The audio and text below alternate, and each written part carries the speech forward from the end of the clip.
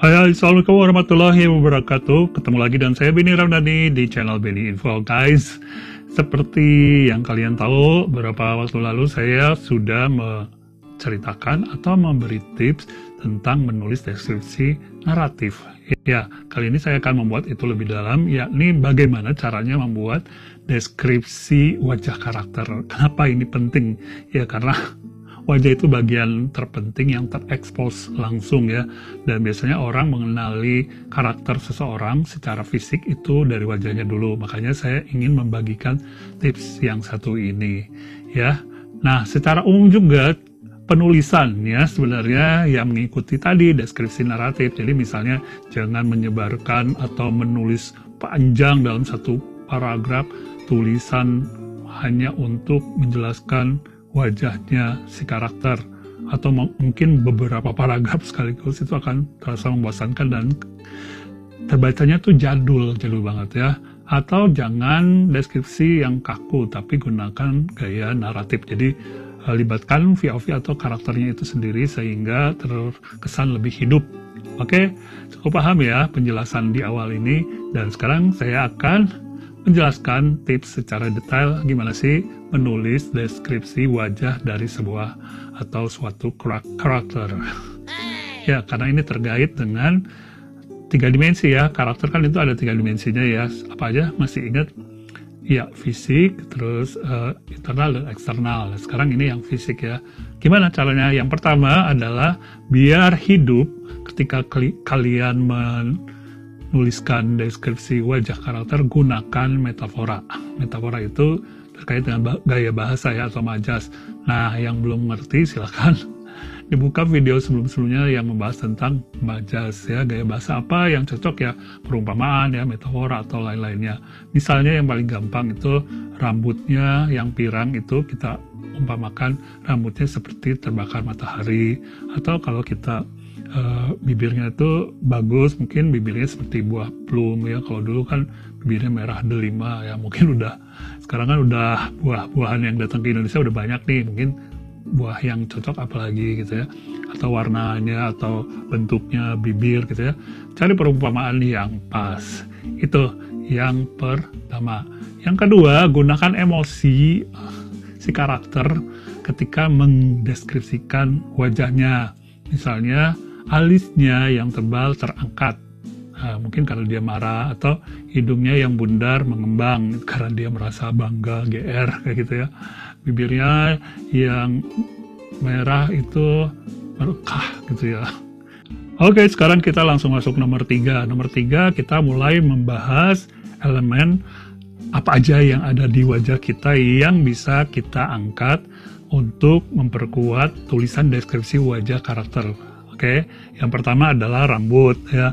Cuman sekali lagi, untuk menulis deskripsi rambut itu jangan yang terlalu biasa.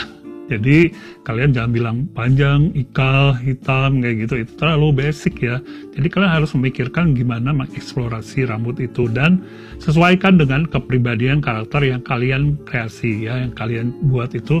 Sesuaikan rambut dan kepribadian, karena emang biasanya kepribadian orang bisa terlihat dari rambutnya. Misalnya apakah dia seorang yang pemberontak, itu biasanya rambutnya panjang, atau dia dicat gitu. Kalau orangnya disiplin, orangnya ya sporty gitu ya, biasanya rambutnya pendek. Kalau cewek seperti apa gitu, sering gonta-ganti cat warna, itu kepribadiannya seperti apa.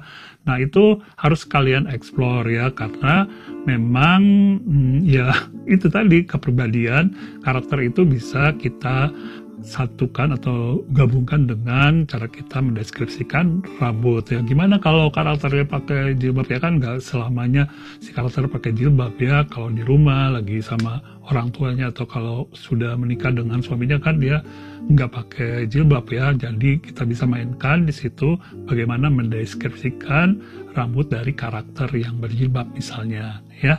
Dan sekarang kita ke nomor 4. Nomor 4 adalah elemen lain yang ada di wajah yang tak kalah penting. Tadi rambut di kepala, sekarang kita main rambut di wajah ya. Ada alis, ada bulu mata, ada kumis, ada jenggot. Nah, itu kita coba kaitkan dengan lifestyle, gaya hidupnya Misalnya orang yang live setnya tinggi, dia kalau cowok ya si kumis, si mustache-nya, si jenggotnya itu dibentuk, dihias dia.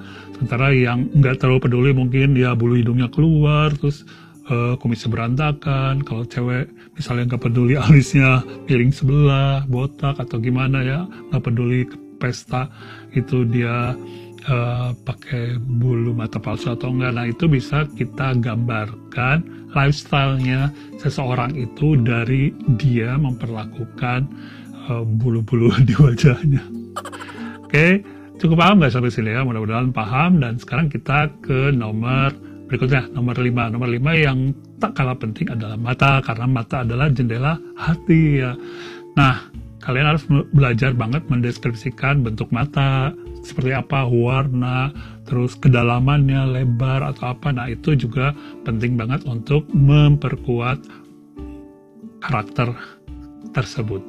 Mata selain tentang warnanya yang hitam, coklat, biru, atau bentuknya yang lebar, sipit, dalam, sayu, atau juga kelopak matanya dan segala macamnya ya, itu kalian bisa manfaatkan juga geraknya, gerak bola matanya. Misalnya gimana kalau dia berbohong, gimana dia saat berpikir, gimana kalau dia sedih. Nah, disitulah sebenarnya kita membuat deskripsi yang lebih dalam, mengeksplor kepribadian atau mungkin juga apa yang dipikirkan oleh si karakter itu dengan mendeskripsikan bagian dari wajahnya, terutama mata ya. Oke, ini hal yang patut kita camkan biar kita ingat ya, karena mata itu adalah jendela hati. Jadi apa yang dirasakan di hati itu biasanya bisa kita ungkapkan lewat mata si karakter. Nah, sekarang kita ke nomor 6. Nomor 6 adalah kulit wajah ya. Nah, ini biasanya berhubungan dengan histori atau perjalanan hidup dari si karakter itu. Misalnya kalau kusam atau dia udah berumur, keriput tapi nampak kusam gitu, berarti dia ya mungkin semacam koboi gitu ya, orang lapangan gitu.